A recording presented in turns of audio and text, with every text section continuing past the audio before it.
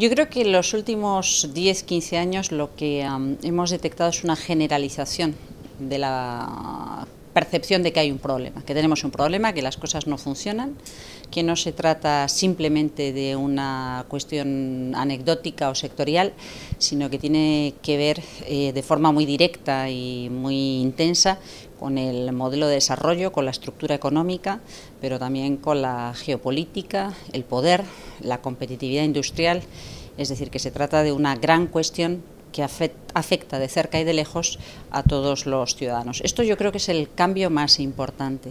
A partir de ahí yo diría que hay dos cosas que todavía no hemos conseguido en la dimensión que necesitamos. La primera de ellas es la convicción de hasta qué punto es grave y urgente lo que estamos afrontando. Todavía tenemos una cierta percepción de que se trata de algo que está, pero que tiene un valor anecdótico. Y esto no puede bastarnos. Está muy presente, convivimos ya con los efectos del cambio climático, probablemente la inercia del sistema climático, la inercia del modelo industrial, del modelo energético, de usos de suelo, es de tal magnitud que tenemos un plazo de tiempo relativamente corto para poder tener una capacidad de incidencia real. Esta es la primera cuestión que todavía no hemos resuelto. La segunda es el cómo ofrecemos señales coherentes que nos permitan salir de ese modelo que no funciona, implicando la llegada de un nuevo modelo que estamos construyendo, pero que nadie ha acabado de construir a la perfección, sin que esto genere rechazo social, sin que aquellos que sientan que su antiguo modelo se cae, sientan al mismo tiempo que el nuevo modelo no está claro en qué les puede beneficiar. Yo creo que esta fase en la que necesitamos dar señales de solidaridad, de acompañamiento con los colectivos más vulnerables, es capital y está ahí. Por tanto, han pasado muchísimas cosas, todavía la intensidad y la escala del cambio no es suficiente, pero sí hay una movilización que tenemos que alimentar en la buena dirección para acabar de completar ese cambio estructural. El Acuerdo de París es, en efecto, un punto de inflexión importante. Es un ensayo de un modelo de gobernanza innovador, donde nos marcamos de forma colectiva cuál es el nivel de riesgo que estamos dispuestos a asumir, cuáles son los objetivos que colectivamente nos comprometemos a alcanzar y cuáles son las herramientas que nos pueden facilitar ese aprendizaje colectivo, sabiendo que los objetivos que nos hemos marcado y las contribuciones que hemos anunciado todavía no son compatibles, todavía no son suficientes. Es verdad también que en este punto de inflexión vivimos dientes de sierra, vivimos una tendencia en la que todavía no todo está resuelto y aparecen elementos disruptivos como puede ser la llegada de Donald Trump a la Casa Blanca, afirmando eso de que más vale una mentira conveniente que una verdad inconveniente, y por tanto queriéndose quedar con aquella parte de falsas promesas que pueden acallar un poco la inquietud o la preocupación en el corto plazo, pero que no resuelven en absoluto los grandes problemas que tenemos pendientes. Lo interesante es que eso ha sido un argumento que no ha convencido, es un argumento que no ha convencido ni a los grandes países industrializados, ni a los grandes países emergentes y en proceso de industrialización, ni a los países más vulnerables, ni a una buena parte de la sociedad americana. Tanto figuras políticas de los dos grandes partidos, republicanos y demócratas, como inversores de medio y largo plazo, industriales y una buena parte de la sociedad civil se dan cuenta de que es un proceso suicida, y esto es una cosa muy llamativa porque va muy en contra de la percepción tradicional de los americanos como gente poco dada a cuestionar a su presidente, sea quien sea, y gente poco dada a reafirmar una voluntad de contribución a la gobernanza global. ¿Qué tenemos por delante? Pues que consolidar un proceso en el que evidentemente no nos puede resultar indiferente que el gran emisor global que representa todavía a Estados Unidos diga que se quiere desmarcar oficialmente de esa agenda. Yo creo que podemos aislar a Trump, podemos facilitar que las cosas sigan adelante, pero no debemos ni aislar a Estados Unidos ni olvidar que Estados Unidos, con todo, sigue teniendo el peso que tiene.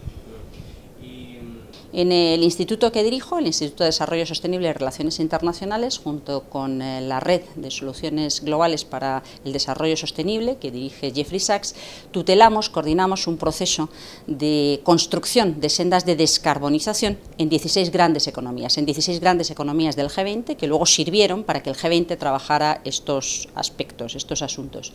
pusimos de manifiesto con los 16 equipos nacionales hasta qué punto ese escenario de descarbonización requiere primero pensar al revés, no pensar en cuál es la mejora marginal que podemos introducir en nuestra proyección actual para hacer un poquito, sino tomarlo como una obligación de resultados, sabiendo que tenemos que llegar a un determinado objetivo y empezar a pensar cómo hacer las cosas. Cómo hacer las cosas de este modo pone de manifiesto en prácticamente todos los países, sean cuales sean sus prioridades políticas domésticas, su realidad socioeconómica, su nivel de desarrollo, que debemos apostar en primer lugar por maximizar la inversión en eficiencia. Tenemos que ser extraordinariamente inteligentes en el consumo de energía. La segunda cuestión, efectivamente, es qué tipo de energía consumimos cuando finalmente la necesitamos, y ahí hay soluciones técnicas que existen ya y simplemente no están generalizadas porque la inercia nos hace complicado el acostumbrarnos a gestionar las cosas de otro modo. Existen de forma evidente para los usos eléctricos, no existe, pero empezamos a adivinar cosas para la movilidad, para el transporte terrestre, existe en mucha menor medida para determinados consumos industriales, y sabemos que esta es una gran parte del problema, las emisiones asociadas a los consumos energéticos, pero que todavía nos queda otras partes del problema, emisiones industriales no energéticas o bien emisiones asociadas al cambio de usos de suelo, a la deforestación, a nuestra ganadería, a nuestra agricultura, que son complejas de resolver. Por tanto, la receta común es, al máximo desde el principio, aprovechando todo lo que ya sabemos y sabiendo que hay algunos interrogantes para los que todavía no hay respuesta, pero que será más fácil encontrar respuesta en la medida en que vayamos facilitándonos esa primera tarea, poniendo en práctica lo que ya conocemos. Depende de qué ley y cuándo. Yo puedo hacer una reflexión sobre qué ley me gustaría tener a mí. A mí me parece que una ley de cambio climático y transición energética en un país como España es una fantástica oportunidad de diálogo institucional entre los distintos niveles de administración, pero también entre los distintos actores de la sociedad, entre el mundo económico, incluidos inversores y empresarios, y el mundo financiero, entre los actores sociales y entre los propios académicos y el mundo institucional. Yo creo que es importante pensar en algunos elementos clave, como son los objetivos, entendiendo que no solamente hay que reducir emisiones o adaptarse, preparar una resiliencia para los impactos físicos con los que vamos a convivir, sino también introducir esa variable de solidaridad en procesos de cambio complejos. Creo que hay aspectos institucionales, de qué instituciones nos debemos dotar para facilitar un buen conocimiento, un buen seguimiento, que esto puede ser una capacidad académica o de expertos independiente, pero también para formar consensos en torno a estos procesos de cambio, donde habrá que ir eligiendo de qué modo se facilitan las cosas. Y creo que también es importante entender que hay elementos transversales absolutamente capitales, instrumentales, que tienen que estar presentes en nuestra vida. No podemos pensar en un cambio de las características que tenemos que poner en marcha sin pensar en modificaciones importantes del sistema fiscal, actualizándolo a lo que queremos mostrar y a las manifestaciones de riqueza o a la socialización de costes o atribución de costes mucho más correcta. Tenemos que pensar también en un sistema financiero, en financiación de comunidades autónomas y entes locales que muestre las señales de hacia dónde queremos invertir y qué se favorece, qué sinergias son posibles activar a través de esta vía. Tenemos que pensar también, evidentemente, en cuál es el marco energético, el mercado eléctrico, cuál es el marco financiero, las señales de solvencia de nuestro sector financiero y de nuestra economía, o tenemos que pensar también qué hacemos con el suelo y con las actividades que se desarrollan sobre él, es decir, urbanización o actividades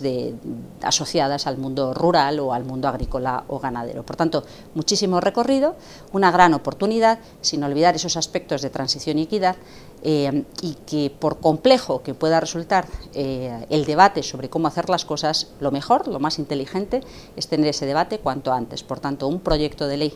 que aborde estas cuestiones sometido a un debate público, constructivo y sano, creo que es importantísimo y que además la sociedad lo está demandando muy por encima y con mucha mayor intensidad de lo que por ahora las instituciones nos han proporcionado como ocasión para facilitar ese punto de encuentro.